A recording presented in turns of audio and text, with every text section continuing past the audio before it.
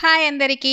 Egg కర్రీని ఈ విధంగా ప్రిపేర్ చేసుకోండి. టేస్టీగా ఉంటుంది. ముందుగా ఉడికించిన కోడిగుడ్లను పొట్టు తీసేసుకొని ఇలా ఘాట్లు పెట్టుకొని పక్కన పెట్టుకోవాలి. ఒక మందపాటి కడాయిలో 1 టేబుల్ స్పూన్ దాకా నూనెని, బిర్యానీ మసాలాలు, 2 ఉల్లిపాయలు, 1 టమాటో, అలాగే 2 అంగుళాల అల్లం ముక్కలు, 15 దాకా ఈ వెల్లుల్లి రెబ్బలు, అలాగే జీడిపప్పులు ఒక 20 దాకా వేసుకోండి. గుప్పెడంత కరివేపాకును వేసేసుకొని వీటినన్నీ కూడా బాగా మగ్గించుకొని వేరొక ప్లేట్లోకి తీసుకోవాలి. అదే బాండీలో 1 టేబుల్ స్పూన్ దాకా నూనెను, కోడిగుడ్లను, ఉప్పు, కారం, కొద్దిగా పసుపు వేసేసుకొని వీటిని కొద్దిగా ఫ్రై చేసుకోవాలి. వేయించి పెట్టుకున్న ఉల్లిపాయల్ని ఆరిపోయాక మిక్సీ జార్లోకి ట్రాన్స్ఫర్ చేసుకోండి. దీంట్లోని టేస్ట్కి తగినంత సాల్ట్, 2 టేబుల్ స్పూన్ల కారాన్ని వేసేసుకొని మెత్తని పేస్ట్లా చేసుకోండి.